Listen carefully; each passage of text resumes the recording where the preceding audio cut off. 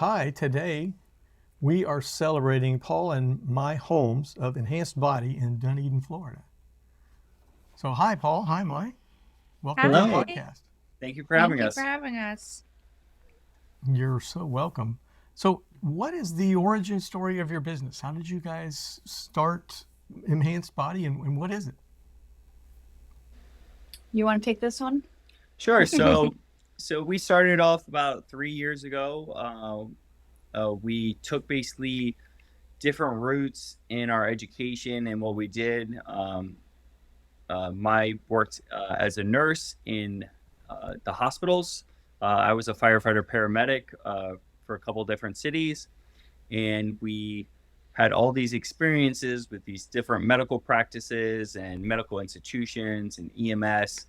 And we basically saw holes and gaps where we thought people needed services and more in depth and just a more caring aspect of their healthcare. And we knew we could do that. And so we formed an Enhanced Body.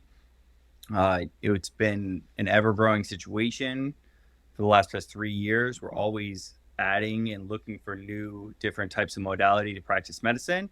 And we are just a more comprehensive, all-in-one healthcare that is designed more for individual care outside of insurance and standard practices of medicine.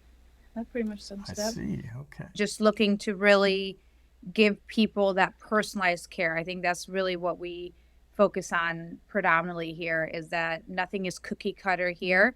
You don't come in and you get the same care as the person before you.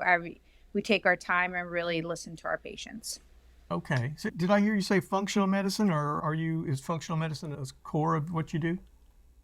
So the way that I practice is actually kind of a blend. Integrative is more what I like to call it, is I have a conventional background. So I believe in conventional medicine, but I also feel that it should not be the first and the only way of practice. So I kind of combine both. My goal is to treat people with the least amount of medication as possible and keep them off medication. So in that case, I integrate the functional medicine part of that and trying to get to root cause. But if a patient does need medication, I am not against it because there is a time and place for everything. So it's kind of more of an integrative versus one versus the other. Okay. Okay. I'm glad you clarified that. I wasn't as clear on the functional. I didn't think it was kind of either or. Yeah. Okay. Yeah. A lot of practitioners now are one or the other. And we're just seeing a more of a need for integrative where most patients don't swing one way or another. They're more in the middle. They want medicine if they need it, but they also want to not have it if they don't need it and want options onto how to avoid being medicated if it's a possibility. So that's kind of where integrative medicine comes into play.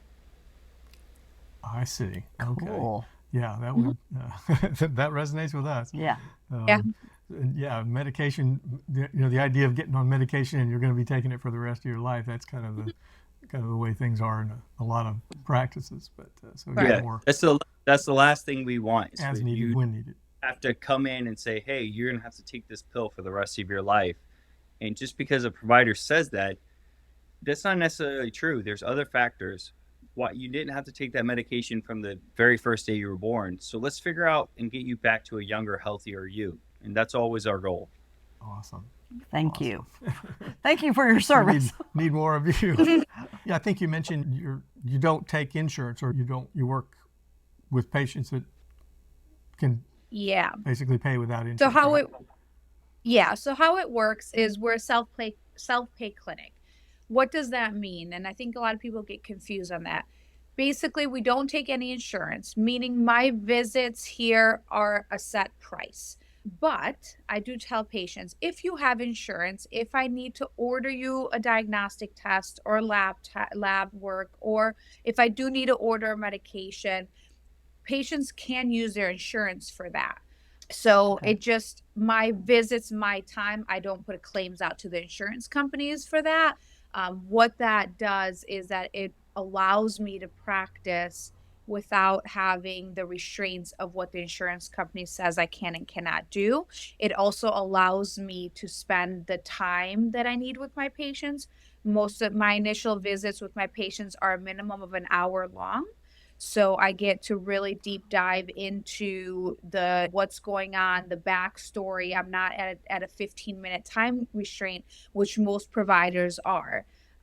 So that's, that was my big reason for wanting to do a self-pay clinic, because I felt like the biggest complaint I was hearing from patients was I didn't feel like I was being heard. I was in and out in 10 minutes. Like I waited 5 minutes to be seen. I was seen for less than 10 minutes and then they were out the door.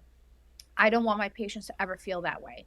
The only way to do that is to do it as a self-pay provider, because I can charge that rate and give them the time that they need.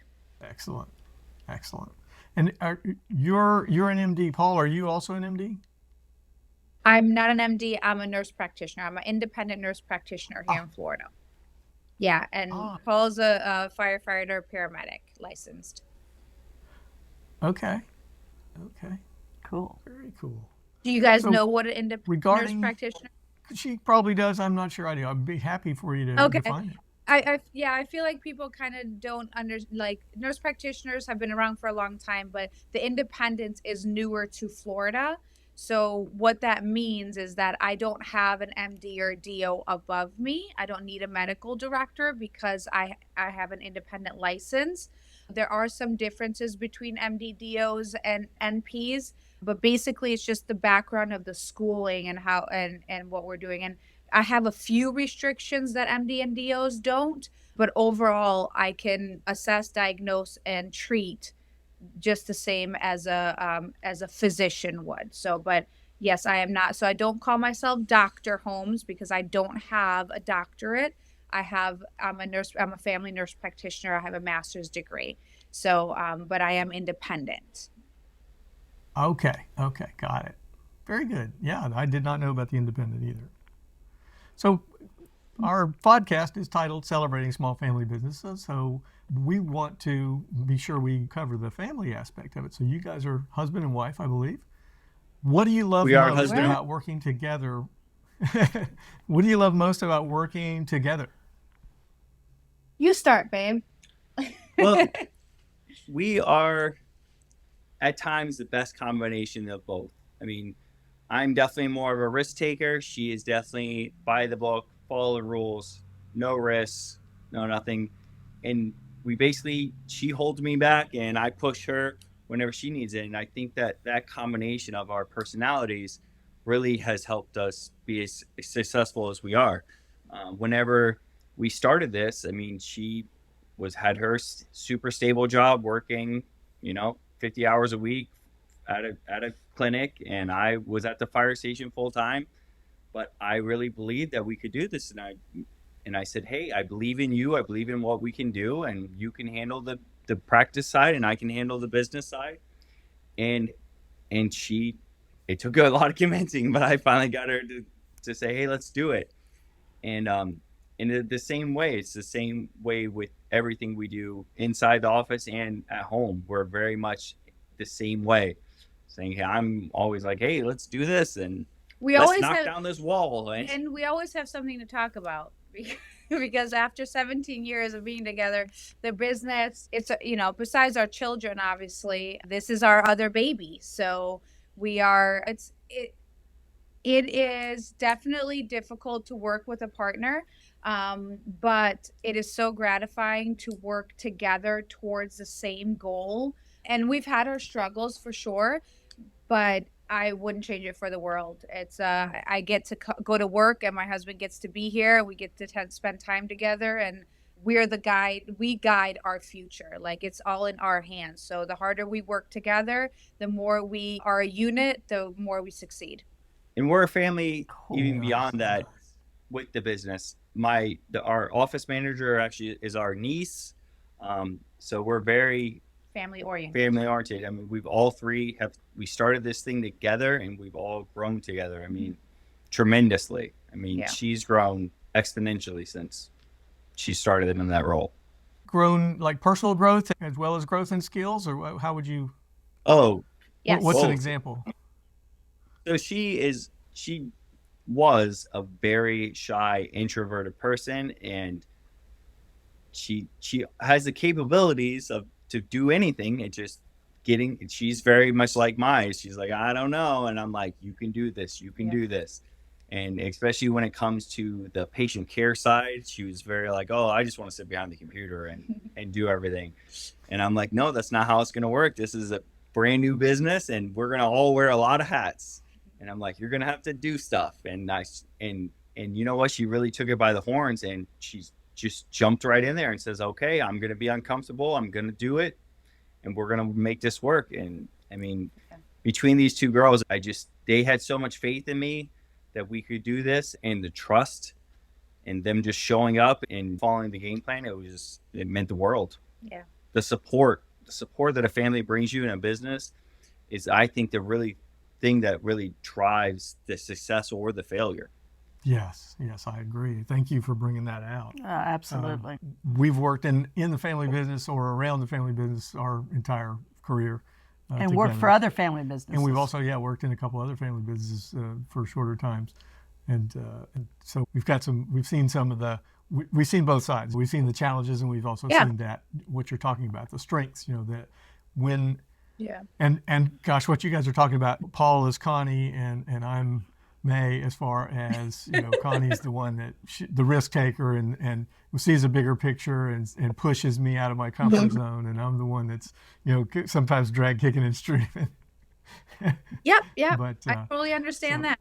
And I'm glad you mentioned both the support of family, because a lot of family businesses have got all their chips on the table, right? They got it all invested. And so there's extra investment there, which means there's extra commitment, but there's also extra risk and perception of that risk, and stress, whatever stress that comes with that. So we do hear. But also extra drive. Are there any? Right. Yeah.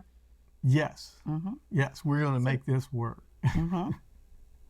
Yeah. What is a challenge that you? What is what you mentioned challenges? What's a challenge that you've overcome together in your journey that other family members might benefit from hearing?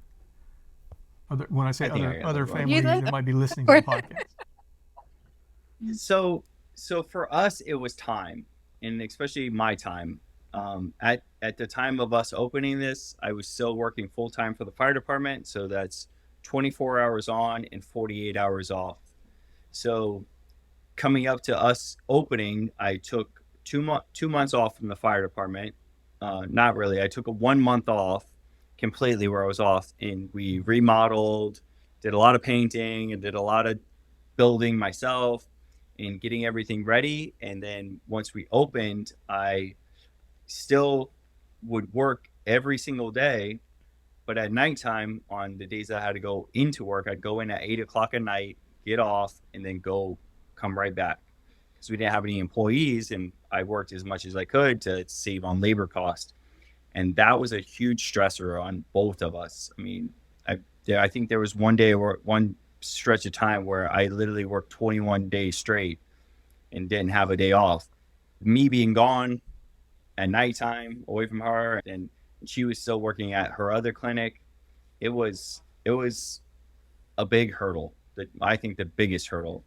And the children, because we have 2 kids, 2 boys. So if it was just us without that responsibility, but we have them relying on us. And so whenever he was gone, like, it was me, but then I was at the other clinic and he was home. So he's juggling here while juggling the children, and their needs don't stop. And they understand to a certain extent, but they can't fully understand why we're always gone or why we're so stressed out or tired, because like you said, he'd be up at the fire department, he'd work at nighttime and come home and some nights were no sleep.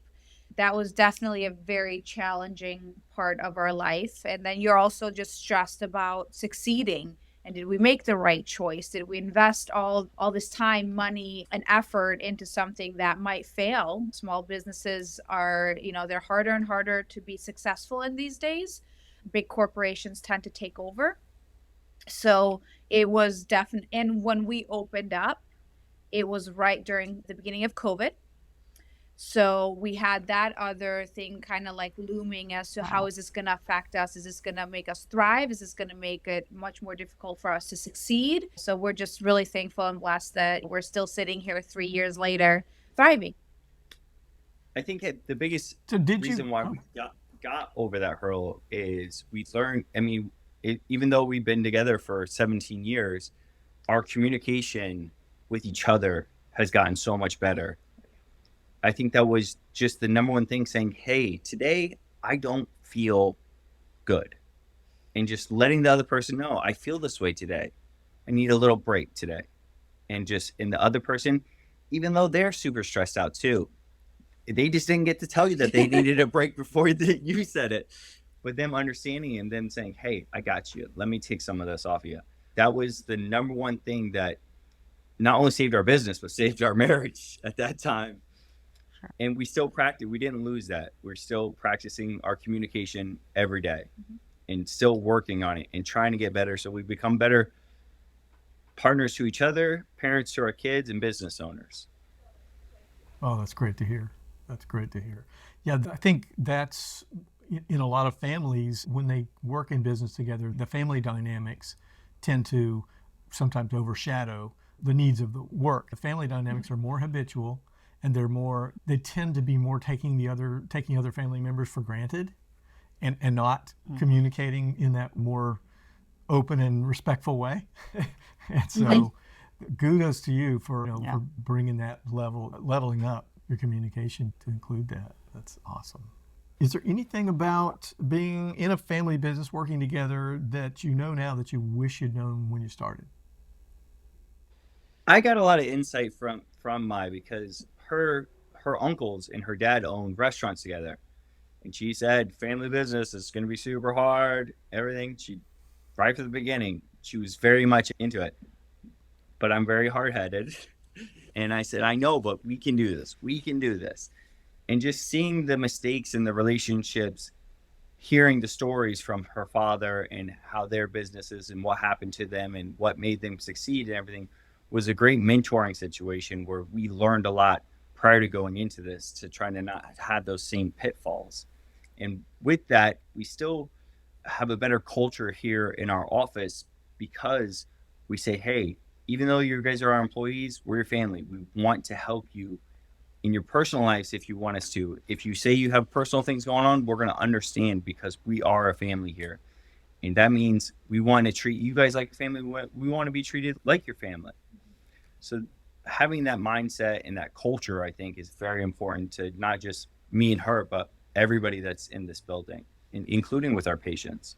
A little bit too much with our patients at sometimes. Yeah. I mean, I would just say that generally speaking, finding a mentor, somebody and it doesn't have to be the same type of business. It would be beneficial for it to be that, but reaching out to other small business owners, sitting down, having a conversation with them, having somebody like that to lean on is very important. And then to me, I have a lot of other providers or other nurse practitioners that are looking into opening up their own clinics, and they're like, well, I'll just kind of do this a little bit here, and then I'll still work here. And I want, opening up a business is all consuming. It is 24/7. There is no days off. The first few years, it's like you have to really make that commitment. So if somebody's thinking about it and they're not 100% sure that they're going to jump in with both feet, I'm like, then don't do it. Wait till you can jump in with both feet, because that's what it's going to take to succeed.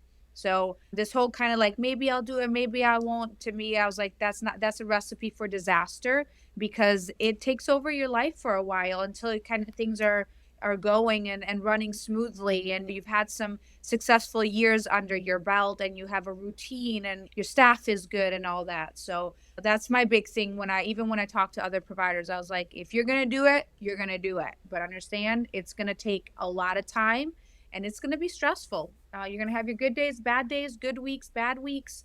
Till this day, we have a great week. We're on a high. You have a week where you're a little slower, and your hurts in the pit of your stomach that whole week until things pick up again, because your paycheck and your livelihood depends on it. I guess that would be what I would really, want other small business, potential small business owners to know before venturing into owning their own business.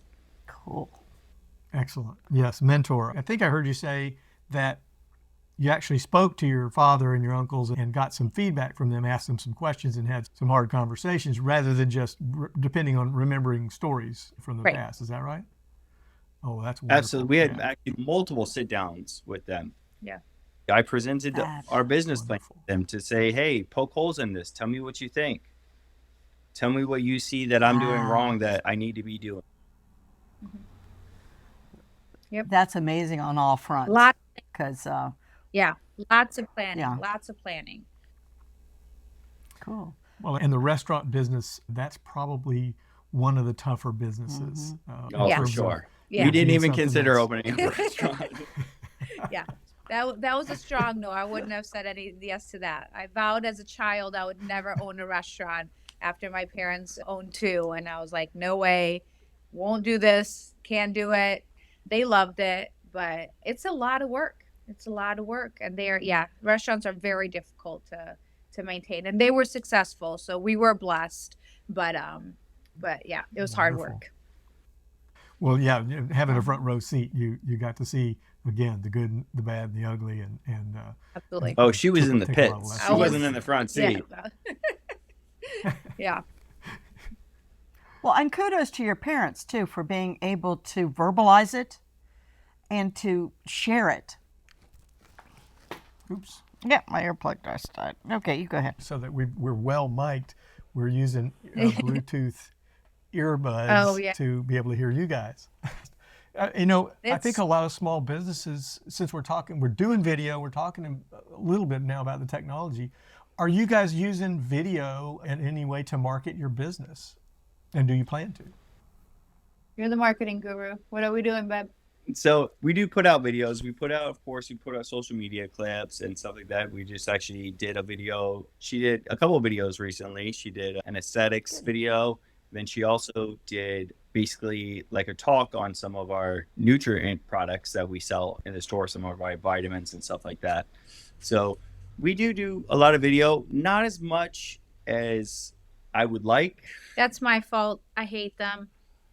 but it's one of those things where I don't want to do them either.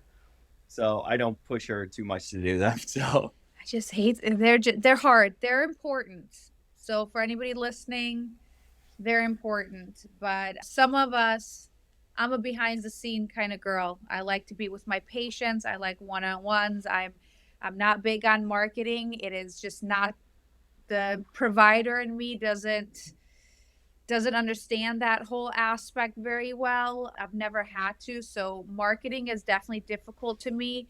I have understood in the past 3 months and realized how important videos are as a tool for marketing.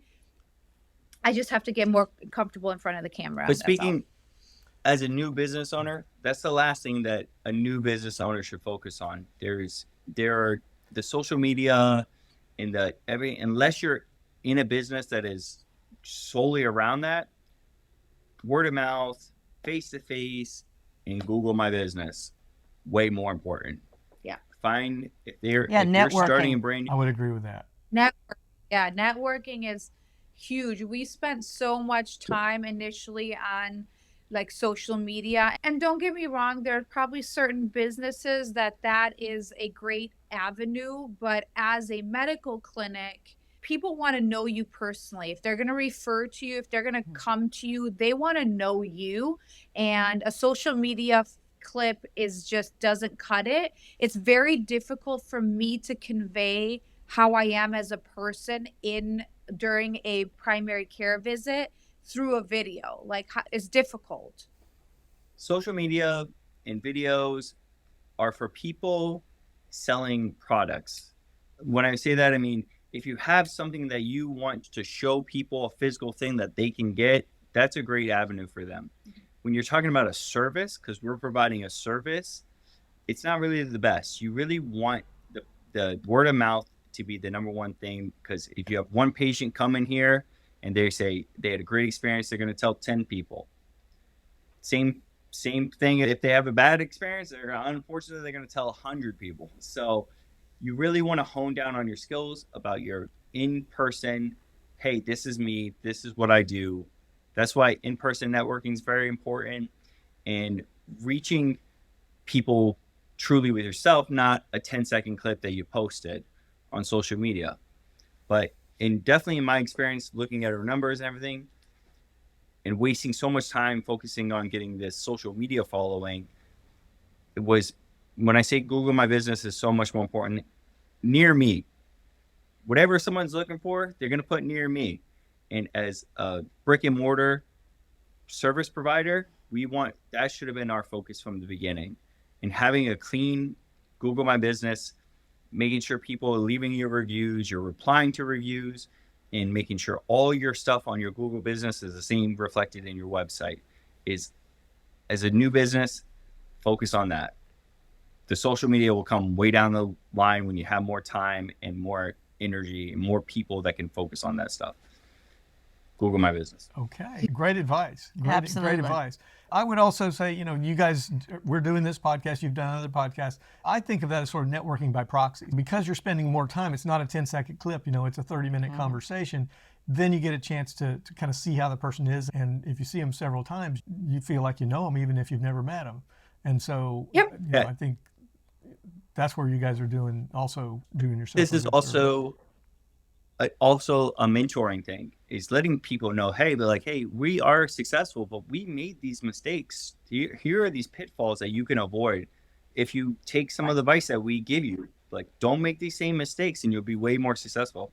We will share our blueprint of what we've done to whoever wants to listen. Mm-hmm. If they say they're going to open up a clinic just like ours across the street, we will help you. We don't mind, because there's no competition. And where we live, it's enough populated where we just want people to get the best care. And we don't feel like people are getting the best care with the traditional medicine route. So the more places that do the things that we do, that do specialized testing, that spend more time and effort with their patients, the better everybody's going to be. And the more that those people are going to say, hey, this is the type of treatment I'm getting. Go find a place like this. Mm-hmm. Get these treatments. Get off all these long-term meds. Get healthy and happy. And the whole world will become better in that way. Awesome. What a vision. I love it. So how can people find you? How do you prefer people to contact you? Well, if they like to call and make an appointment with my beautiful wife, you can call 727-330-7769 and talk to my beautiful niece, Zoe. Or they can find us at www.enhancedbodyic.com. Okay, great. Wonderful. Well, I'll make sure we get that in the show notes. Or they can put Enhanced Body into Google, and they'll definitely find us. Cool. Okay. Well done. Well, this has been a pleasure. It's been a pleasure getting to know you, Mai, and we'll look forward to when this is published and hearing the feedback. All right. Thank you. Thank you so much. Thank you. Thank you. It's been a pleasure. Have a